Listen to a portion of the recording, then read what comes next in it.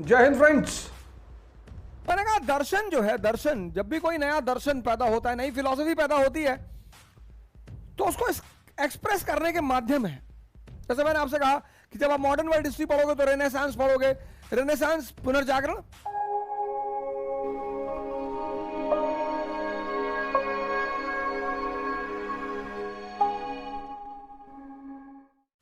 तो पुनर्जागरण एक्सप्रेस कैसे हुआ कि विचार बदल रहे हैं, दर्शन बदल रहा है, ज्ञान बदल रहा है। उसके माध्यम क्या क्या बने? तो उसका माध्यम बना art, painting. Michelangelo, Raphael, Leonardo da Vinci. उसका माध्यम बना architecture, Saint Peter's church at Rome. उसका माध्यम बना स्कल्पचर, मूर्तियां। उसका माध्यम बना literature, Prince, Don Quixote, Divine Comedy, literature, Divine Comedy, Dante, Divine Comedy. क्या प्रहार किया है धर्म पर, धर्म की कुरीतियों पर, नहीं धर्म पर नहीं, धर्म की कुरीतियों पर दांते ने। लिटरेचर, ये सब जो चीजें हैं ना, आर्ट, आर्किटेक्चर, स्कल्पचर, लिटरेचर, ये परिवर्तित हो रहे दर्शन को एक्सप्रेस करने का माध्यम है। इसलिए आप में से जो लोग आईएएस की तैयारी कर रहे हैं, सिविल सर्विस की तैयारी कर रहे हैं, उनका एक बड़ा इंपॉर्टेंट पहलू है कल्चर, और ये सब कल्चर का हिस्सा है।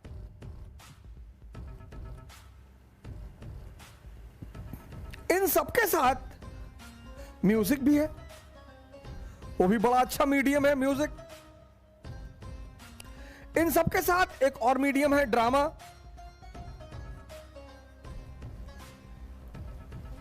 अब जो सबसे चुनौतीपूर्ण मीडियम है, टफ, वो है लिटरेचर। और जो सबसे इजीएस्ट मीडियम है वो है ड्रामा।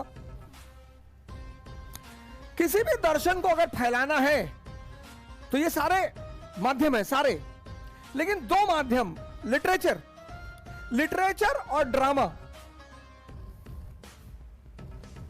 लिटरेचर और ड्रामा, ये सबसे इजीएस्ट माध्यम है और ये सबसे टफ माध्यम है। गौर करिएगा, ये सबसे इजीएस्ट माध्यम है ड्रामा। भारत में इसकी शुरुआत मौर्य काल में दिखाई पड़ती है, अशोका मौर्य के काल में। उसके बाद आप देखोगे रामायण, रामलीला इंडिया में, कृष्ण लीला, महाभारत लीला नहीं होती, रामलीला। क्योंकि हर आदमी रामायण पढ़ नहीं सकता था, हर आदमी रामचरितमानस पढ़ नहीं सकता था, लेकिन उस दर्शन को प्रमोट तो करना था। क्या है रामचरितमानस? सोशल इंसाइक्लोपीडिया, भारत का सामाजिक संविधान।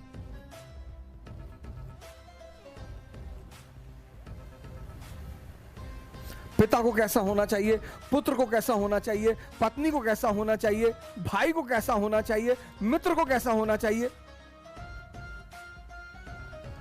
इसलिए जब हम कोई शुभ काम हिंदू लोग करते हैं तो बहुत सारे लोग अखंड रामायण का पाठ करवाते हैं, उसको पुण्य माना जाता है। क्यों? क्योंकि उस दर्शन को प्रमोट करना है। लेकिन किताब जो है, लिटरेचर, वो सबसे टफ माध्यम है, क्योंकि किताबें की एक खासियत है, किताबें बातें करती हैं, लेकिन सिर्फ जिंदा दिमागों से,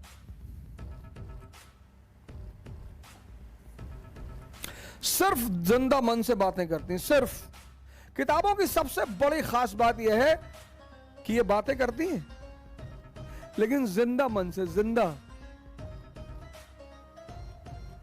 और जितनी बड़ी किताब होगी उतना ज्यादा जिंदा मन चाहिए। आज मैं देखता हूं लोगों को एनसीईआरटी पढ़ने में हालत खराब है। एनसीईआरटी, आज मैं देखता हूं लोगों को एनसीईआरटी पढ़ने में हालत खराब।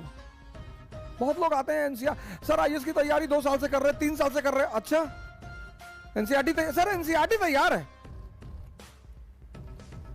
अच्छा, 18वीं शताब्दी का सबसे महान मराठा सरदार है महादजी सिंधिया, बताओ उसके बारे में क्यों? महादजी सिंधिया, महादजी सिंधिया सर, महादजी सिंधिया है महान मराठा सरदार। हां तो क्यों? नहीं वो मराठा है। अरे मराठा है तो क्यों मराठा महान है वो? महादजी सिंधिया कौन कौन से काम किए उसने? पहला चैप्टर है विपिन चंद्रा की एनसीईआरटी का। अच्छा, किस राजपूत शासक को आउटस्टैंडिंग रूलर ऑफ राजपूताना कहा जा रहा है 18वीं शताब्दी में? आउटस्टैंडिंग रूलर, हाँ आउटस्टैंडिंग, हाँ भैया आउटस्टैंडिंग, आउटस्टैंडिंग,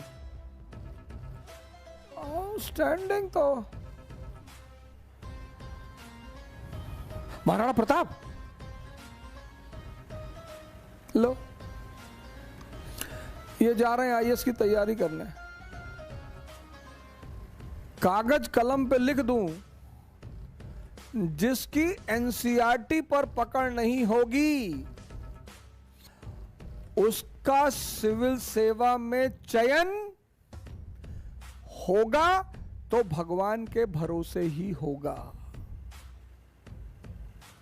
फिर से बोलूं, जिनकी भी एनसीईआरटी पर पकड़ नहीं होगी, पकड़ मतलब कस के पकड़ना नहीं है हाथ में ऐसे लेके कि कस के पकड़े हैं, समझना है।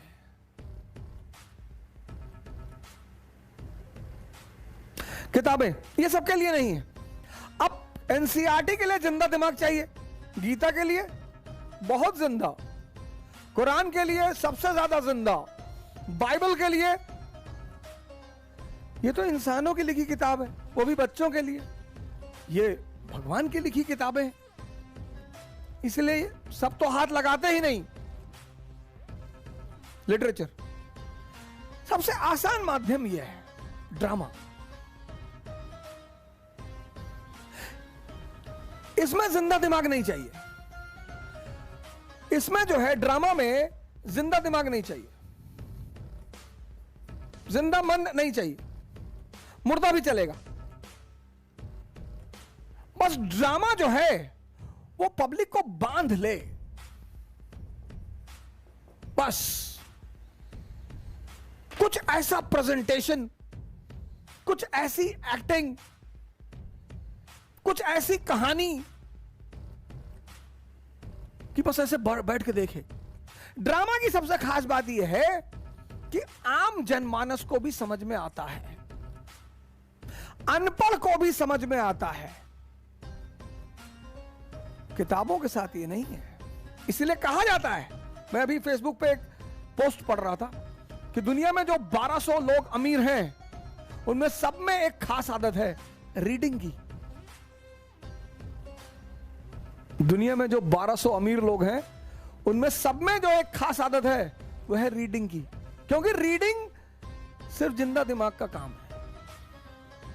ड्रामा कोई भी समझ सकता है, आम दिमाग, साधारण दिमाग, मुर्दा दिमाग। और कई कई बार तो ऐसा हुआ है कि एक एक मूवी को लोगों ने 50-50 बार देखा है। ऐसा किताबों के साथ नहीं हुआ होगा कि एक किताब को 50 बार पढ़ा।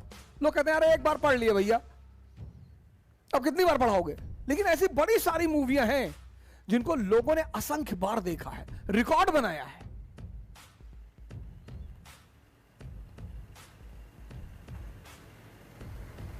और ब्लू फिल्मों का तो कहना ही क्या है। ब्लू फिल्मों का तो कहना ही क्या है, उनकी तो बात ही अलग है, उन पे तो चर्चा करना ही बेकार है। हिंदुस्तान पहले रैंक पर है पॉर्न साइट देखने में। पहले पाकिस्तान था, हमने अब उसे पीछे कर दिया है। कहीं तो हमने विजय पाई है पाकिस्तान पे। पहले पाकिस्तान था, अब हिंदुस्तान पहले रैंक पर। यह उपलब्धि है हमारी, बहुत बढ़िया, ताली बजना चाहिए। उपलब्धि कहीं भी हो, उपलब्धि तो है ही है। ये इटली, नीदरलैंड जैसी कंट्रियां ये बड़ी परेशान रहती हैं हमसे। सेक्स अलाउड है पब्लिक प्लेसेस पे, तो वो कहीं भी शूट कर लेते हैं, एक्सपोर्ट करते हैं पूरी दुनिया को। और सबसे बड़े इंपोर्टर कौन है? हम, इंडिया, पाकिस्तान, बांग्लादेश। तो बेचारे बड़े परेशान होते हैं, बड़े चिंता में पड़ते हैं कि यू मॉरल पीपल, सबसे ज्यादा आदर्शवादी लोग, तुम हिंदुस्तान में सेक्स पर बात पब्लिकली नहीं कर सकते। पब्लिकली करोगे तुरंत लोग नाराज हो, भाई साहब बंद करिए, भाई साहब बदतमीजी कर रहे हैं। तुम हिंदुस्तान में अगर सेक्स शब्द चिल्ला दोगे 50 लोग पलट जाएंगे तुझे। कहां नहीं, ऐसे ही चिल्ला रहे हैं। लेकिन अगर सेक्स पर तुम पब्लिकली बात करोगे लोग बहुत नाराज हो जाएंगे कि भाई साहब गंदी बातें मत करिए, उल्टी सीधी बातें कर रहे हैं।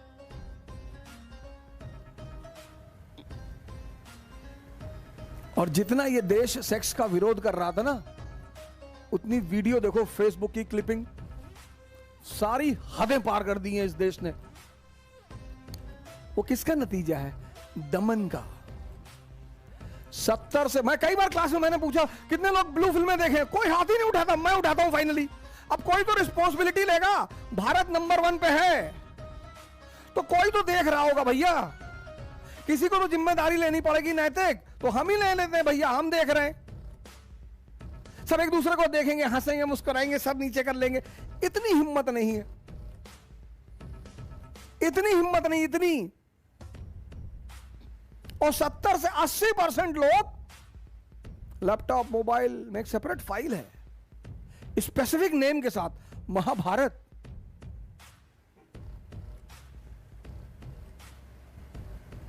खैर, उस पर किसी दिन और चर्चा करेंगे। आज मैं इसकी बात कर रहा हूं, सिनेमा की। सबसे इजीएस्ट माध्यम यही ड्रामा। अब कैपिटलिज्म और इंडस्ट्रियल रेवोल्यूशन, ये दो आधुनिक विश्व के सबसे बड़े गाइडिंग फोर्स हैं। अब इनको अपना प्रचार करना था, तो इन्हें प्रचार के माध्यमों को भी विकसित करना था। तो 1891 में एडिसन कंपनी, सिनेमा एक ऐसी चीज है, सिनेमा जब भी किसी एडिसन कंपनी, यहां से शुरुआत हुई मॉडर्न सिनेमा की। 1893 में इन्होंने सिनेमेटोस्कोप, 1893 में सिनेमेटोस्कोप का पहली बार प्रदर्शन किया। 1894 में चारों तरफ पब्लिक पार्लर खुल गए।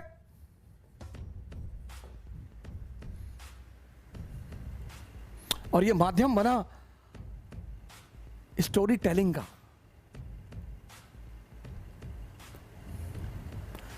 आप में से शायद ही किसी ने देखा हो, गांव में वो बाइस्कोप वाला आता था ना, जहां आप आंख लगा के देखते थे और वो कहानी सुनाता था।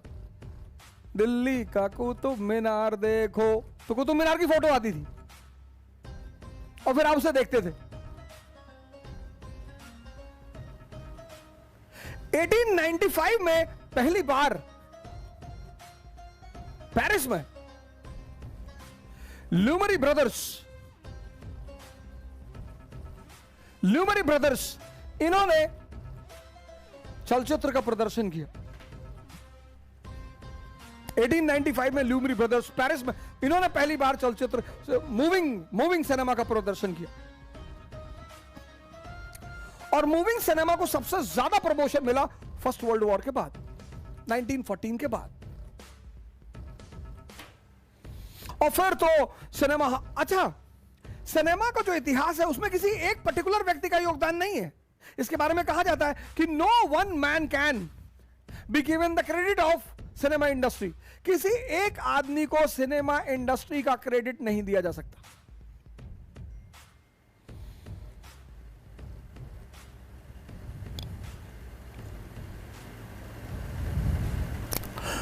अब विज्ञान पर एक ऐसे आता है लिखने को, वरदान या अभिशाप।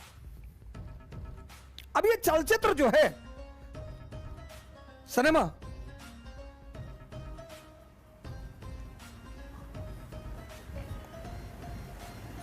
ये बड़ा अच्छा माध्यम है दर्शन को फैलाने का, विचारधारा को फैलाने का। आप देखिए मदर इंडिया। अगर आपको भारत के किसान के बारे में जानना है, भारत की कृषि के बारे में जानना है, कृषि की चुनौतियों के बारे में जानना है, महाजनी व्यवस्था को जानना है, किसान की चुनौतियों को जानना है, इससे बढ़िया कोई मूवी नहीं है। क्या मूवी है सर। पहले मूवीज, मैंने कहा ना दर्शन, पहले के गाने देखिए 1991 के पहलों के गाने, मेरे देश के धरती सोना उगले उगले हीरे मोती। क्या है ये? First 5 year plan. First 5 year plan was based on what? Agriculture. पहला 5 ईयर प्लान किस पे बेस्ड है? एग्रीकल्चर पे। मेरा जूता है जापानी, ये पतलून इंग्लिस्तानी, सर पे लाल टोपी रूसी, फिर भी दिल है हिंदुस्तानी। Foreign policy of India. जूता है जापानी, टेक्नोलॉजिकल असिस्टेंस फ्रॉम जापान, ये पतलून इंग्लिस्तानी, मॉनेटरी हेल्प फ्रॉम ब्रिटेन, सिर पर लाल टोपी रूसी, फॉरेन रिजर्व। रूस ने हमसे कहा कि तुम्हारे पास फॉरेन रिजर्व नहीं है, कोई बात नहीं, जो चीज तुम्हारी जरूरत है हमसे ले लो इंडियन रुपी में, हमारा कुछ भी नहीं है। मेरा जूता है जापानी, ये पतलून इंग्लिस्तानी, सर पर लाल टोपी रूसी, फिर भी दिल है हिंदुस्तानी। अपना कुछ भी नहीं है दिल को छोड़ के। मेरे देश की धरती सोना उगले, गेहूं चावल, उगले हीरे मोती, हीरा मोती कपास कॉटन, हीरा गन्ना। हीरे को जब तराशोगे तभी तो कीमती होगा, तो गन्ने को जब रस निकालोगे उसका शराब बनेगी तो वो कीमती होगा। आजकल तो कुछ भी गाना बनता है, मॉम डैड है नहीं घर में, पिछले कमरे में घुसकर कुछ तो करेंगे, वो जो करना है कर, गाना क्यों गा रहा है?